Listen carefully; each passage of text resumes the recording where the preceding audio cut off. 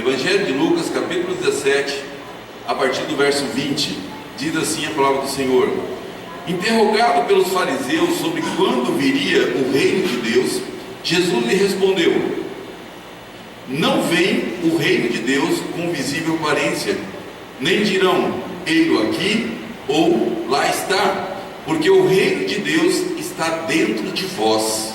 A seguir, dirigiu seus discípulos: Virá o tempo em que desejais ver um dos dias do Filho do Homem, e não o vereis. E vos dirão, ei-lo aqui, ou lá está. Não vades, nem o sigais. Porque assim como o relâmpago fuzilando brilha de uma a outra extremidade do céu, assim será no seu dia o Filho do Homem. Mas importa que primeiro ele padeça muitas coisas e seja rejeitado por esta geração. Assim como foi nos dias de Noé, será também nos dias do Filho do Homem. Comiam, bebiam, casavam e davam-se em casamento, até o dia em que Noé entrou na arca e veio o dilúvio e destruiu a todos. O mesmo aconteceu nos dias de Ló. Comiam, bebiam, compravam, vendiam, plantavam e edificavam. Mas no dia em que Ló saiu de Sodoma, choveu do céu fogo e enxofre e destruiu a todos.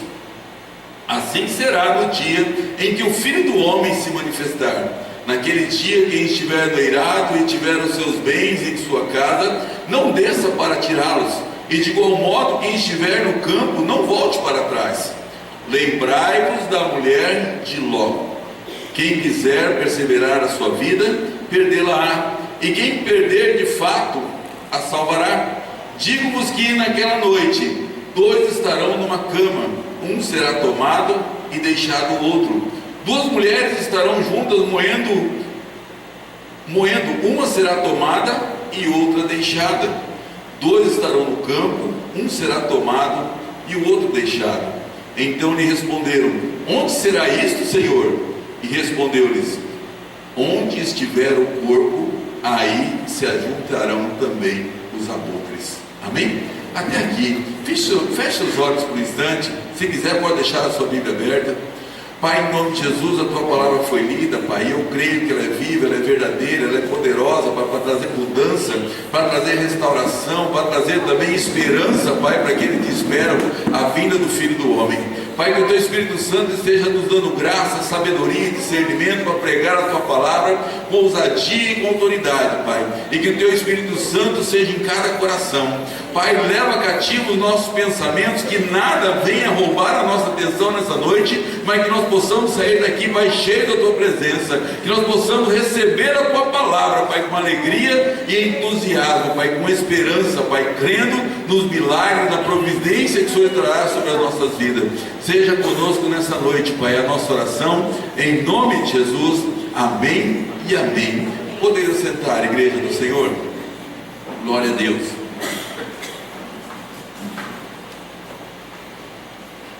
Amém, irmãos? Eu até queria fazer um comentário antes. Vocês, irmãos que estão conseguindo acompanhar a programação que nós estamos fazendo ali na FM 103, né, 5, das 6 às 6:30 da manhã. Eu sei que é muito cedo, né? Para mim, acordar às 6 horas é uma luta. Eu acordo às 6 horas para levar os meninos na escola, né? Aí eu estou tentando acompanhar meu programa, tem essa dificuldade, né? O programa que o Senhor colocou no nosso coração, e o Senhor colocou algumas coisas diferentes, irmão, porque o Senhor tem falado comigo a respeito da preparação da igreja para aguardar a vinda do Senhor. A vinda do Senhor está próxima e nós precisamos estar preparados para isso. E Deus colocou no meu coração, a mensagem que nós temos levado ali na emissora de rádio pela manhã, que tem sido propagada através do rádio e tem sido propagada também através do Facebook, né? Do Facebook, não, do YouTube, que nós gravamos essa mensagem, colocamos no YouTube, né? E essa mensagem está indo aí para os 4 cantos do Brasil. Eu tenho pessoas em Pernambuco que estão ouvindo essa mensagem, em Minas estão ouvindo essa mensagem, no Paraná, em vários outros lugares aí no Brasil, tem pessoas ouvindo essa mensagem. E são mensagens, irmão, que, como eu já falei outras vezes aqui, são mensagens onde nós não passamos leite condensado na cruz, né? É mensagens duras, são mensagens de exortação, são mensagens de correção, porque nós estamos esperando a volta de Jesus. O pastor Dene fez a abertura do culto aqui com um texto, né, falando: consagrai-vos hoje, porque amanhã virá a bênção, virá a promessa, virá um novo tempo. Eles estavam ali à margem do Jordão, aguardando para atravessar para o outro lado, onde eles iam tomar posse da terra prometida. Só que a terra prometida, detalhe, a terra foi prometida, era uma promessa que Deus tinha para ele, uma promessa de abundância, mas aquela terra tinha que ser tomada à força, né? Tinham moradores naquela terra, tinham moradores de Jericó, tinham moradores de Ai, e várias outras fortalezas existiam ali naquela terra, e aquelas pessoas tinham que ter muito bom ânimo e força e crer nas promessas que o Senhor tinha feito, e Deus ia cumprir as promessas que o Senhor tinha feito, que tinha dado para aquele povo. Mas aquele povo precisava o quê? Perseverar e estar pronto para a batalha, estar pronto para o combate. No texto que nós lemos hoje aqui, os discípulos Jesus está com os seus discípulos, e ele é rodeado por alguns dos fariseus, e os fariseus começam a perguntar a respeito da vinda do Filho do Homem, né? Começam a falar: e daí, como é que vai ser o fim como é que vai ser a vinda do Reino de Deus? É interessante como Jesus, ele fala muito através de parábolas, por conta da volta de Cristo, da vinda do Reino de Deus. Jesus fala muito por parábolas, e parábolas muito interessantes, e essa aqui não é uma parábola, mas o Senhor está falando, exortando os seus discípulos a permanecerem firmes, né? A permanecerem firmes no propósito, a permanecerem firmes na promessa. Embora os religiosos da época, os fariseus, começaram a questioná-lo, mas aonde é que vai, quando que ele vai chegar? Ele vem da onde? Ele vai aparecer aonde? Quando ele vai chegar? É interessante, irmão, que o ser humano, ele tem esse negócio no coração de querer prever as coisas. Eu lembro que eu sou de um tempo um pouquinho antes de 2000, né? E quem é antes de 2000 vivia naquela expectativa: 2000 vai chegar, é o banco do milênio, e vai acontecer isso, vai acontecer aquilo. Muitas pessoas apostavam que Jesus voltaria no ano 2000, e muitos ainda gastam tempo fazendo programações, fazendo previsões matemáticas, esperando a volta de Jesus, tentando decifrar quando vai ser a volta de Jesus, quando vai ser a vinda do Filho do Homem.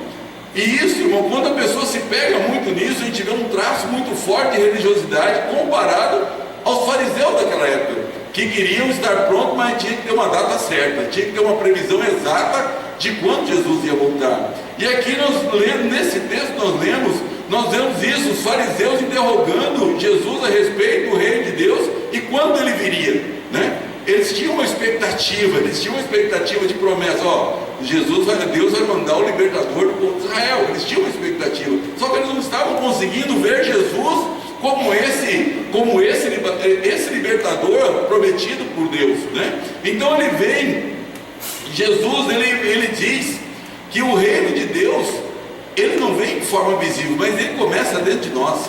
O reino de Deus está dentro de nós. Hoje o reino está em nós, mas o retorno do Filho do Homem revelará o seu reino através da própria revelação do próprio rei, né? E me enrolei nas palavras aqui. O reino de Deus, ele está sendo estabelecido dentro de nós a cada dia, mas ele vai se concluir com a volta do Filho de Deus, com a volta de Jesus. Então antes, Jesus está dizendo aqui nesse texto: antes convém que eu sofra muito, né? Mas como assim sofre muito?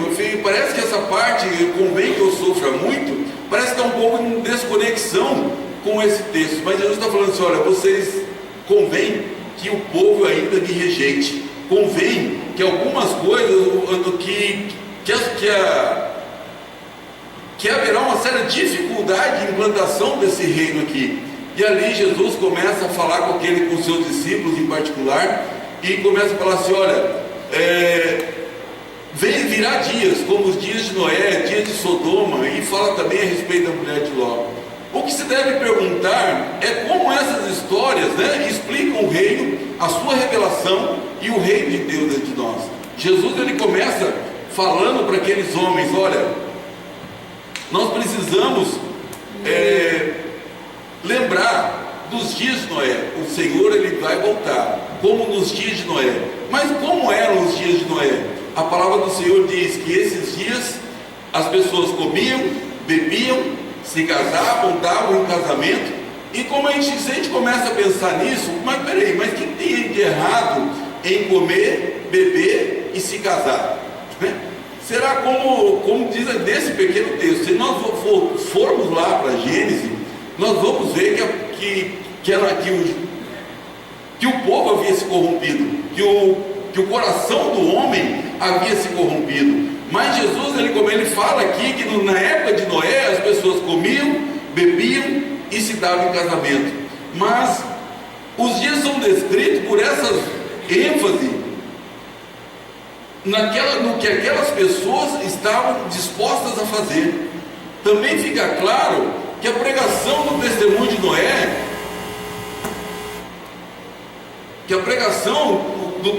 de Noé, não fazia efeito para aquelas pessoas. Eles comiam, bebiam, davam-se em casamento, estavam ali vendo Noé construir uma arca, e talvez ele olhava e falava: por que Noé está construindo essa arca? Porque Noé, por que você está construindo essa arca? E Noé falou: olha, Deus vai destruir a terra. Mas a palavra diz que eles continuavam fazendo as mesmas coisas. Eles não voltaram o coração a se quebrantar diante de Deus, mas eles continuavam levando as suas vidas como se nada fosse acontecer, ou como não tivesse expectativa nenhuma. Eles viam ali Noé gastando tempo construindo uma arca gigantesca, mas para ele não era louco. Para aquele povo não era louco. Eles gastavam o seu tempo fazendo aquilo que lhe agradava, mas não estavam dando ouvidos para aquilo que Noé estava dizendo através da construção daquela arca, Eles continuaram os seus afazeres e não se voltaram para Deus.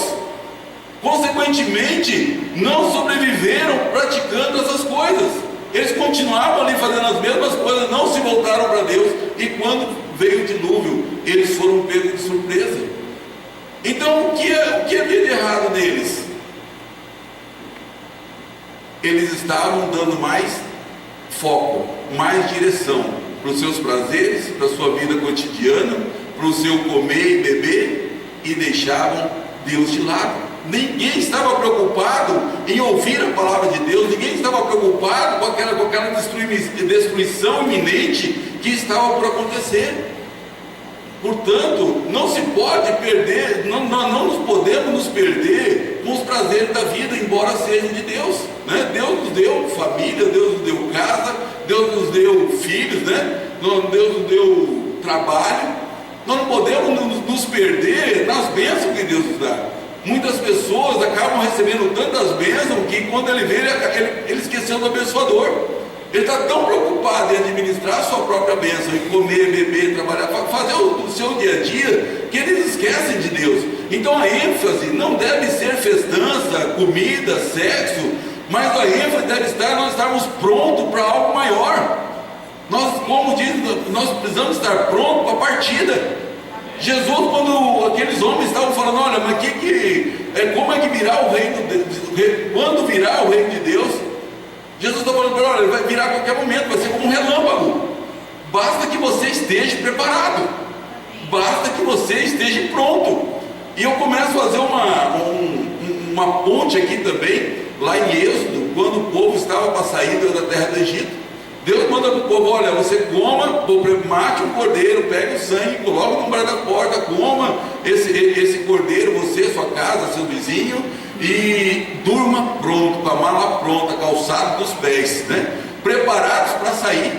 A ênfase não era somente comer o cordeiro ali e estar com a barriga cheia, mas era estar pronto para a partida, estar pronto para algo maior, pronto para a promessa que se cumpriria mais à frente. Então, os temas desses textos é o que? É uma vigilância constante. É isso que Jesus quer falar quando ele fala para ele: olha, como nos tempos de Noé, davam-se em casamento, comiam, bebiam. Ou seja, nós precisamos estar vigilantes, não podemos nos perder, não podemos perder o foco. Nós precisamos esperar a chegada do reino, nós precisamos ter cuidado com os excessos, porque eu falo muito para meus filhos: filho, a diferença do remédio e do veneno é a dose. O que diferencia o remédio do veneno é a dose. Se você der a dose certa, vai ser bênção, mas você não pode ter nem pouco, nem muito, Você tem que dar a dose certa.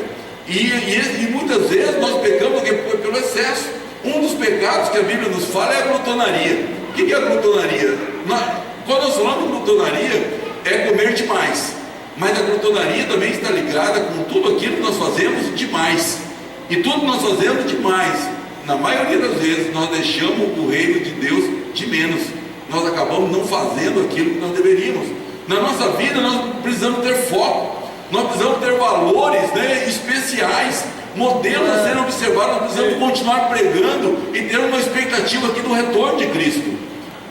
No recall, o pastor José Luiz pregando aqui, ele disse assim: olha, irmãos, antes de 2000, as igrejas evangélicas, elas pregavam e diziam: olha, até domingo que vem, se Jesus não voltar, se voltar, nós estaremos com Ele. Ele disse aqui, foi interessante, que eu me converti em 2000, eu me converti em 2000. Talvez eu não peguei esse auge da igreja, onde dava essa ênfase tanto na volta de Jesus.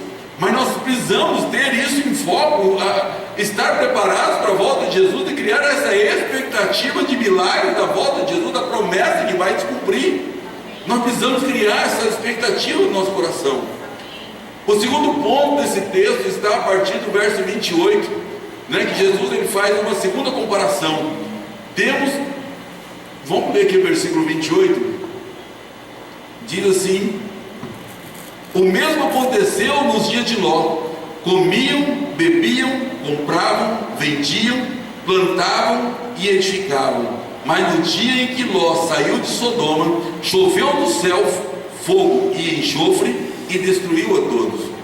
Aqui nós temos uma continuidade do texto anterior, que eles também viviam algo assim. Eles viviam também, eles comiam, bebiam, davam-se em casamento na época de Noé. Quando chega na época de Ló, além de beber, comer, eles também compravam, vendiam, plantavam e edificavam. Algo mais foi acrescentado aqui. Parece que é uma progressão, né? Primeiro era só comer e beber. Na época de Noé era um estágio.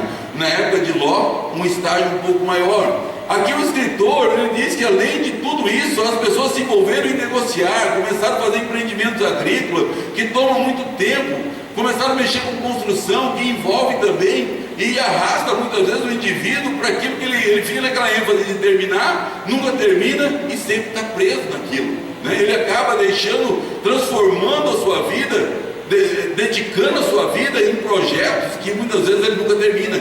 Ele está sempre naquele projeto de crescimento. Em Lucas 14, capítulo 14, versículo do 15 ao 24, nós temos uma parábola que eu já até preguei aqui na igreja, uma parábola que fala a respeito de uma grande ceia, que um senhor ele havia preparado uma grande ceia e me mandou chamar os seus convidados. E quando Jesus conta essa parábola dessa grande ceia, ele também está falando do reino de Deus. E ele diz assim: e todos a uma começaram a escusar-se, e disse-lhe o primeiro: comprei um campo e importa ir vê-lo, rogo-te que me haja por escusado. E o outro disse: comprei 5 jutas de boi e vou experimentá-los, rogo-te que me hajas por escusado. E o outro disse: casei e portanto não posso ir. Esse texto, no contexto onde ele está inserido, diz que o Senhor fez um convite para aquelas pessoas virem para as bodas, para se alegrarem com ele. Mas quando o convite chegou para os seus convidados, cada um deu uma desculpa: eu não posso ir agora. Um porque ele comprou um pedaço de terra e ele ia ter que cultivar. O outro diz que comprou alguns bois e ia ter que testar esses bois. O outro diz que casou e agora tinha que cuidar da família. Cada um deu uma desculpa. Então esses negócios, que quase sempre nunca terminam, nos tomam o nosso tempo por completo. E quando vê, nós estamos trocando o abençoador pela bênção, né? Nós estamos deixando o abençoador de lado para nos dedicarmos à bênção. Eu lembro que o dia que eu falei sobre esse primeiro texto aqui, eu fiz até uma comparação. Há muitas pessoas, né, principalmente do meio da onde eu vim, que quando a pessoa está perto de se aposentar, a primeira coisa que ele faz é comprar uma chacrinha, né? Tem muitos colegas meus que fizeram isso. Estava perto de se aposentar, ele compra uma chacrinha. Aí quando você vê, você liga para ele, você está onde? Eu estou na chácara, a pessoa nunca mais volta para uma vida normal. A pessoa nunca mais tem tempo para Deus, porque todo dia ele tem alguma coisa para fazer nessa chácara. Ele está plantando, ou então uma pessoa que está mexendo com construção, né? Todo dia ele tem que construir alguma coisa, todo dia ele tem que remendar alguma coisa. Aí ele terminou, quero ampliar mais um pouco. A pessoa acaba se envolvendo com tantas coisas, irmão, e não dá ouvidos à palavra do Senhor. Não tem mais tempo para Deus, não tem mais tempo para vir na igreja, não tem mais tempo para vir num culto de oração, não tem tempo mais de vir numa escola bíblica. A pessoa só pensa em trabalho, é um trabalho constante. Irmão, eu já tive comércio uma época, e meu Deus, que vida era aquela? Porque eu trabalhava de segunda a sexta já no estado, e ainda conseguia ficar à noite no comércio, sábado à tarde e domingo de manhã. E aí a gente vê hoje pessoas que trabalham em mercado, a pessoa não vive, ela sobrevive dentro do mercado, né? Dependendo do tipo de negócio que a pessoa trabalha ou até ela empreende, ela fica tão preocupada com o trabalho que ela nunca mais se volta para as coisas de Deus.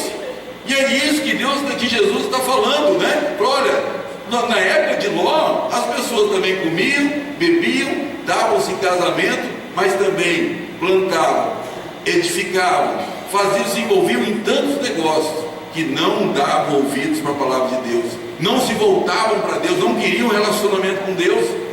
E aí a gente vê que negociar é uma coisa que gera lucros, né? Quantas pessoas, quando ele entra no negócio, ele está sempre naquela expectativa de ganhar mais, sempre naquela expectativa de mais, mas vai chegar um ponto, irmão, que é interessante, que Deus mandou uma palavra aqui na época de Ló, falou assim: olha, Ló, sai da cidade, sai de Sodoma, porque eu vou destruir essa cidade, né? E Ló saiu da cidade e o fogo caiu sobre aquele lugar. E aí a gente fica pensando, onde ficaram os lucros do negociador? Aonde ficou a lavoura daquele que plantou dentro daquela cidade, caiu o fogo do céu e foi destruído? E a construção que nunca terminava, quando foi, será que foi tudo queimada no fogo? A mesma coisa hoje, irmão. Nós precisamos pensar, estar com o coração na volta de Jesus, esperançoso com essa promessa que o Senhor fez para nós, de vir buscar a igreja, porque quando Jesus vier buscar a igreja, irmão, você não vai levar seu negócio, você não vai levar sua plantação, muita coisa vai ficar para trás, irmão. Muita coisa vai ficar para trás. Muita coisa, não tudo. Muita coisa, não tudo. Tudo que é de material vai ficar para trás. Nós precisamos preservar a nossa vida. E aí nós temos que entender que tudo fica para trás, nós não levaremos nada. Noé faz a arca para sair com ela, e o resto ficou tudo no dilúvio. E em Sodoma foi a mesma coisa, caiu fogo do céu e acabou com tudo.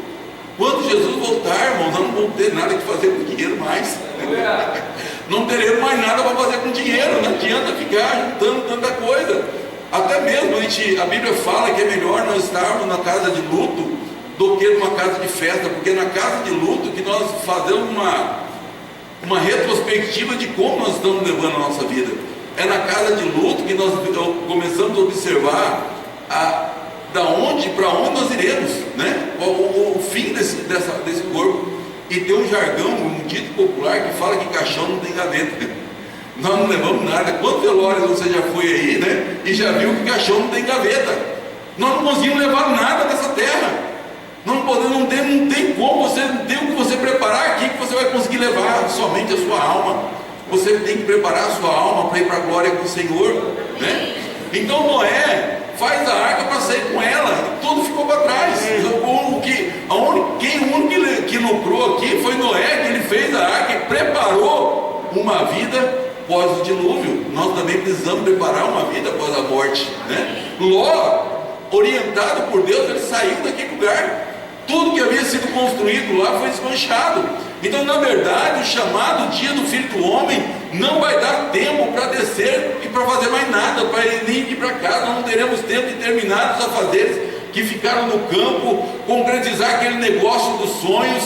Não vai ter tempo de mais nada. Quando o Filho do Homem voltar, você não vai dar tempo não vai ter tempo nem dar tchau. Não vai dar tempo nem dar tchau. Esses dias atrás eu passei para os adolescentes aqui um filme a respeito do arrebatamento, né? É como nós vamos falar um pouquinho mais à frente. Quando você vai ver, o outro está do lado partiu, um parte e o outro fica. Não vamos nem falar de onde, nós vamos todos subir, né? Aleluia, né? querendo que a igreja toda suba, né? Não querendo que o negócio de olhar de lado, não vamos olhar de lado, não. Nós somos aqueles que terão ido, em nome de Jesus, né? Não querendo olhar para trás. Tem até um filme que nós assistimos aqui, que foi cruel, porque no dia do arrebatamento, o que ficou da igreja principal foi o pastor. O pastor ficou, né? É no filme, tá no filme, né? O pastor ficou, né? E aí o pessoal perguntava para ele, e ele falava, ó, é o arrebatamento, diz a palavra, tal, e essa pessoa olhava para ele, por que você não foi? Se era o arrebatamento, por que você não foi? Né? Então nós precisamos estar preparados, né? Principalmente os pastores, né? E aí ele falando, 1/3 da minha igreja subiu. 1/3, no filme a expectativa foi muito baixa, né? Nós queremos 100% da igreja subindo, então nós precisamos estar preparados para isso, né? Então nós não teremos tempo para despedida ou acertar negócio mal acabado com o nosso próximo. Irmão, eu já falei aqui, quando o velório é de crente, irmão, geralmente é uma família crente, você vai lá, parece que tem uma certa tranquilidade, né? Todo mundo sabendo, olha, meu filho morreu, ele está sendo arrebatado, está indo para o céu, minha mãe morreu com Cristo. Está um certo nível de tranquilidade, né? Quando você vai num velório, onde aquela família briguenta, e aí começa aquele desespero, porque não deu tempo de pedir perdão, não deu tempo de reconciliar, era aquele que não falava, um que não falava com o outro, e aquele gritaria, aquele choro, e fala, não vai, e aquele desespero, por quê? Porque ficaram assuntos mal resolvidos, ficaram pendências, e a pessoa quer resolver, mas agora já foi, o outro já partiu, e aí? O outro já partiu, não tem mais tempo, então nós não podemos perder a oportunidade de se reconciliar com o irmão, não podemos perder a oportunidade de pedir perdão para o irmão, não podemos perder a oportunidade de liberar perdão para o irmão enquanto ele está caminhando conosco aqui, né? Porque a vida do homem está próxima, do filho do homem está próximo, então nós precisamos estar prontos para isso. O escritor chama-nos a perder a vida, e quando nós perdemos a vida, nós ganhamos ela com Cristo. Quando nós entregamos verdadeiramente para Jesus, nós conservamos a nossa vida para a glória. Jesus mostra uma forte preocupação com a vigilância e o desapego com as coisas materiais, que muitas vezes nós vivemos focados nisso, né? Muitas vezes nós ficamos tão preocupados em ganhar, em ter, em possuir, né? É algo que segura o coração do homem. Nós nos apegamos muito fácil com as coisas da terra, nós nos apegamos muito fácil com os bens materiais, e nós sempre queremos mais. E por último, os versos 32 ao 37, ele fala assim: lembrai-vos da mulher de Ló, né? Versículo 33 diz: qualquer que procurar preservar a sua vida, perdê-la-á, e qualquer que a perder, conservá-la-á. Digo-vos, naquela noite estarão 2 numa cama, um será tomado e o outro será deixado. 2 mulheres estarão juntas moendo, uma será tomada e a outra será deixada. 2 homens estarão no campo, um será tomado e o outro será deixado. E perguntaram-lhe: onde, Senhor? E respondeu-lhes: onde estiver o corpo, aí se ajuntarão também os abutres. É uma resposta dura isso aqui, né? Mas nós vamos ver que essa resposta vai estar bem ligada à pergunta que eles fizeram para Jesus. Então, voltando aqui para o texto, esse texto vai muito além de tudo aquilo que nós falamos. Nós falamos primeiro que todo mundo casava, dava-se em casamento e ninguém dava ouvido para as coisas do Senhor. Depois foi falado também que as pessoas, além de se envolverem com os prazeres da vida, também se preocupavam muito em obter as coisas terrenas, e também da mesma forma não davam ouvido para a palavra do Senhor. Aqui esse texto ele fala de um contraste entre o que está vigilante e aquele que está pronto para partir, né? Nós lemos aqui, né? Um será levado e outro será deixado. Um estava vigilante, estava pronto, e o outro estava despreparado, né? Fala de forma ampla da nossa vida cotidiana. Fala que um estava no campo, foi e o outro ficou. Um estava na cama, o outro foi e o outro ficou, né? Em todas as áreas da nossa vida, né? não diz o dia, não diz a hora, não envolve, aqui o texto envolve todos os períodos do dia, fala de quem está trabalhando, quem está descansando, outros que estão fazendo outras coisas, mas talvez o ponto alto desse último texto que nós lemos aqui, é que Jesus fala: lembrai da mulher de Ló, que nos remete àquela saída, a imagem dela saindo de Sodoma. Deus fala para Ló: Ló, pega a sua família, sai de Sodoma, sai porque eu vou destruir essa terra, mas não olhe para trás, não olhe para trás. Ló pega suas filhas, pega sua mulher e vambora, e começa a sair, e de repente, quando eles estão na campina já se distanciando, fogo começa a cair do céu para destruir aquela cidade. Ló não olha para trás, as filhas não olham para trás, mas a mulher de Ló olha para trás. E a palavra do Senhor diz que ela foi transformada numa estátua de sal, né? Ela foi transformada numa estátua de sal. Jesus já havia falado de Sodoma, de Noé, de Ló, mas agora ele se interessa especificamente pela esposa de Ló em particular, né? Por quê, irmão? Porque a mulher de Ló, ela também fazia parte da família de Ló. Ela era integrante. Deus queria salvar uma família inteira, mas infelizmente daquela família resolveu olhar para trás. A mulher, a influência de Sodoma estava surtindo efeito na vida das filhas e na vida de Ló também, mas principalmente na vida da mulher de Ló. Nós vemos aqui no texto, quando nós voltamos lá no texto de Gênesis, nós vemos que ao sair de Sodoma, Ló foi em direção a uma outra cidade, onde Deus havia prometido que ele iria prosperar. Só que no caminho, o que as filhas de Ló fizeram com ele? Deram vinho para ele e se deitaram com o pai para gerarem filhos. Ou seja, aquele espírito de moralidade ainda estava dentro do coração delas. Elas saíram de Ló, saíram de Sodoma, mas Sodoma não havia saído do coração delas. Ló, da mesma forma, ao se embriagar, ele saiu de Sodoma, mas ainda havia resquício no coração dele, né? Porque ele se deixou se embriagar, se deixou se envolver pelos prazeres. Mas a mulher de Ló, a influência era tão grande que ela não conseguiu olhar para frente, ela foi olhar para trás, né? Ló e as filhas acabaram com aquela contaminação no coração. Eles tiveram dificuldade de chegar a Zoar, que era a terra onde Deus havia prometido para eles. Eles tiveram dificuldade de chegar até lá. Por quê? Porque pelo caminho começaram os tropeços, porque Sodoma ainda não tinha sido tirada completamente do coração deles. A mulher de Ló, que estava tão contaminada que ela olhou para trás, não foi mais. E a palavra do Senhor vem nos exortar também que todo aquele que coloca a mão no arado e olha para trás não é digno dele. Jesus, ele diz isso: aquele que põe a mão no arado e olha para trás não é digno de mim. Jesus, ele está alertando quanto a isso, de nós não olharmos mais para trás, nós abandonarmos a velha vida, tirarmos aquele resquício, porque é muito fácil, muitas vezes a pessoa sai do mundo, mas o mundo não sai dele.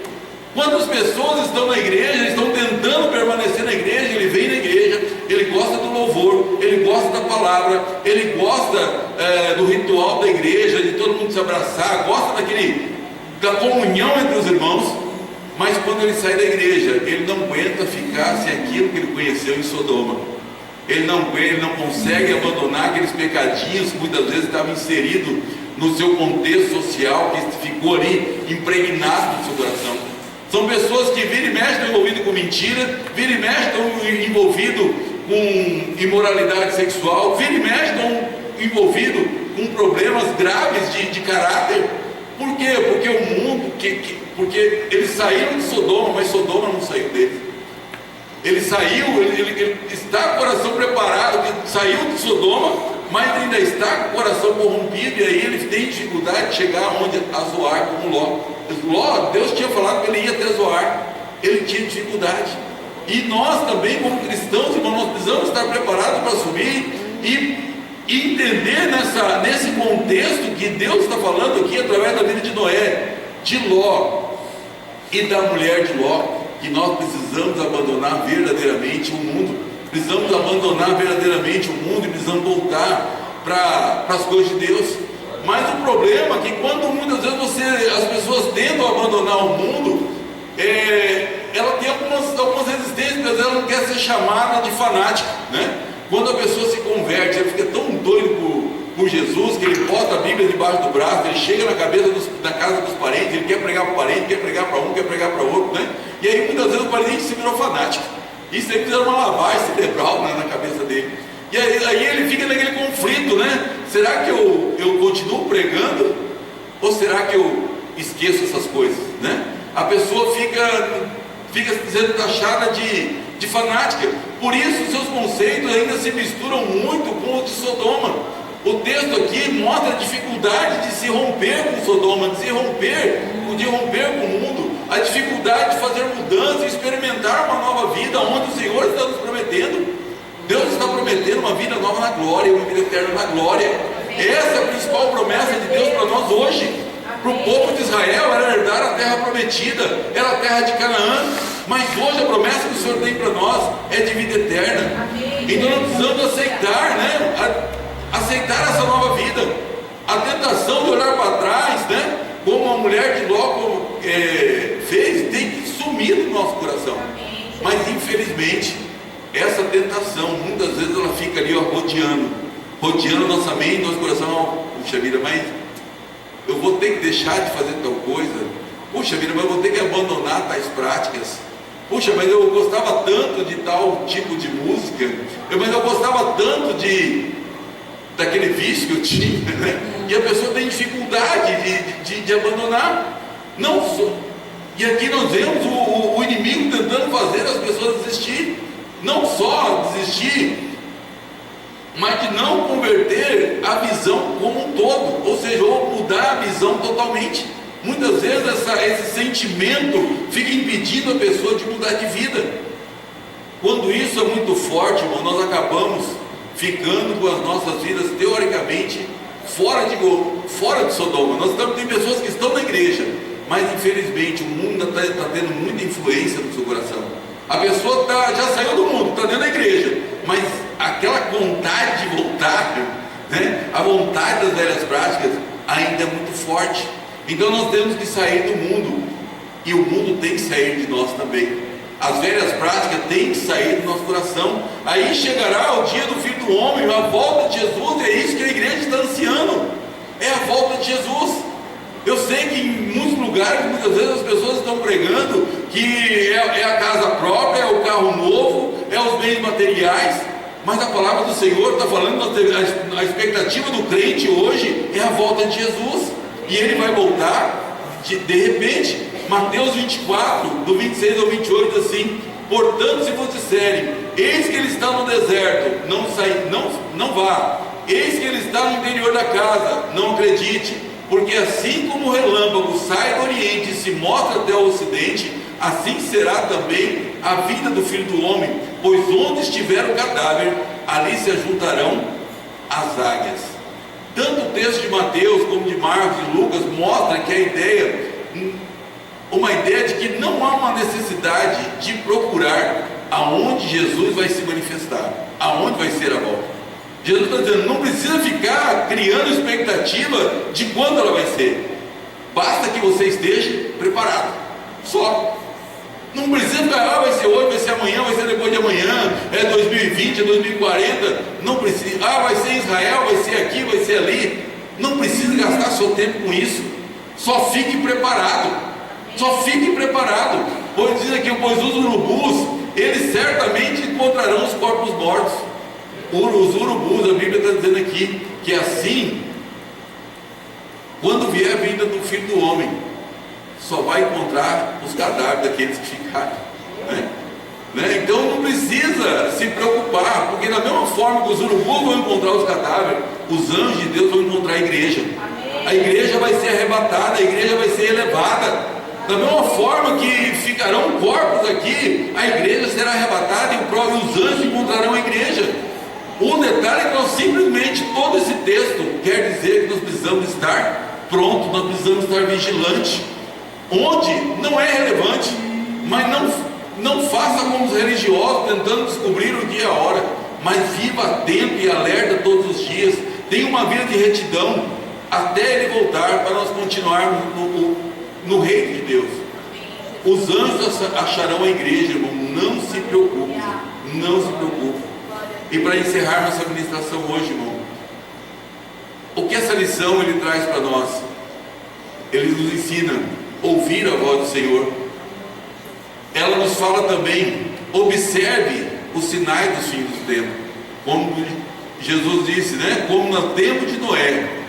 As pessoas estavam vendo Noé construindo uma arca e ninguém parou para perguntar: por que, Noé, que você está construindo essa arca? E aqueles que pararam, ainda falaram: você está louco. Muitas vezes nós estamos mantendo uma vida de santidade e a pessoa fala: por que você não bebe? Não, porque eu creio que Jesus vai me resgatar, né? Eu estou crendo na voz de Jesus. Jesus quer um corpo sadio, um corpo sarado, um corpo não contaminado com a prostituição, com a imoralidade, com as práticas do pecado. Eu falo: você está doido. Não, você está muito jovem ainda para se preservar, vai viver a sua vida. Mas não é assim, né? Então nós precisamos observar os sinais dos fins dos tempos. Não se perca nos afazeres e nos prazeres da vida. A palavra está falando. Tem pessoas que morrem de tanto trabalhar, trabalha tanto que quando vê, não teve tempo para Deus. Coloque Deus como prioridade na sua vida. É isso que a palavra está dizendo aqui. Deus já te tirou de Gomorra, agora de Sodoma. Tire Sodoma de dentro do seu coração. Abandone Sodoma de uma vez por todas. A língua está travando tudo. É Sodoma e Gomorra, né? Conseguimos juntar as duas de uma palavra só aqui, né? É Sodoma e Gomorra, né? É mais ou menos isso aí. A língua enrolou tudo aqui, né? Irmão, se você ainda está preso em Sodoma, você não conseguirá chegar a Zoar. Zoar é a terra da promessa, da nova promessa, a promessa que Deus tinha feito para Ló, mas que significa para nós a vida eterna, né? A terra prometida, a terra da provisão, a terra do livramento. Não olhe para trás, abandone o seu passado de vez. Jesus está voltando, somente esteja preparado para a partida. Não corra o risco de ser pego de surpresa, né? Tem pessoas que quando ele vê um pecado, eu acho que Jesus não vai voltar hoje não, acho que eu vou cometer esse pecado hoje, porque amanhã eu me conserto, né? Não faça isso, né? Não faça isso, não corra risco. Jesus quer te encontrar vigilante, amém? E eu quero convidar o grupo de louvor para cantar mais uma canção aqui, irmãos. O Senhor ele tem colocado no meu coração nos últimos dias palavras de alerta, palavras de exortação. Eu sei que muitas vezes a gente vem para a igreja pensando em receber aquela palavra de livramento, aquela palavra de provisão, aquela unção do reteté, né? Porque é interessante, nós pregamos aqui, eu não ouvi um glória a Deus alto, irmão, né?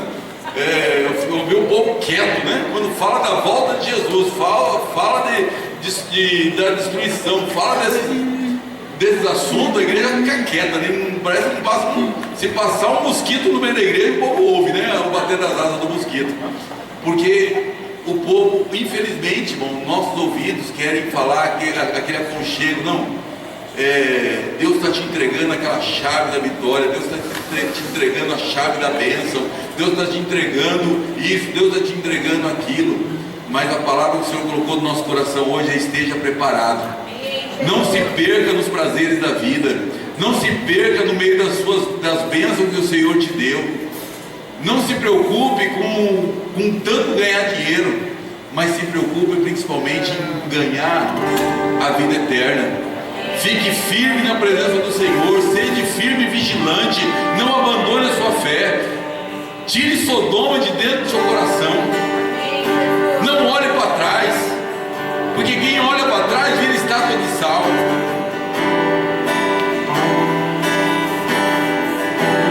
Se você pudesse, fique em pé. Vamos cantar mais uma canção e vamos orar. Pedir que o Espírito Santo de Deus venha falar ao seu coração.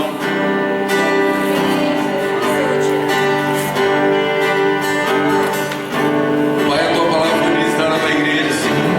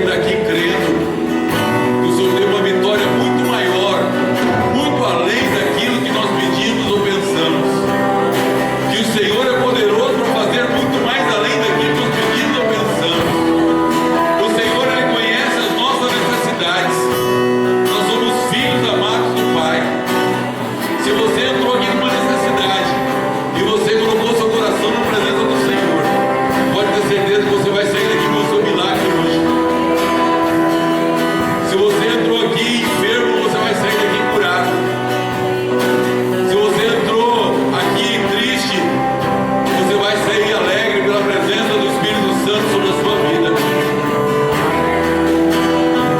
Creia que a mão do Senhor é contigo. A mão do Senhor é contigo. É a mão do Senhor que nos fortalece para cada dia vencermos as batalhas que são apresentadas. E nós venhamos a conquistar as promessas que o Senhor tem para a nossa vida.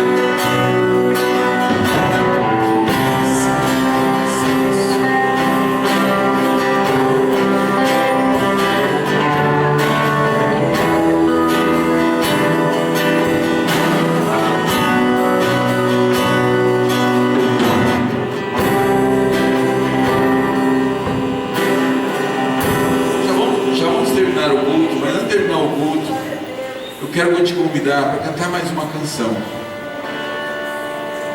Eu sei que muitas vezes quando a palavra é meio dura, a palavra nos chama a responsabilidade.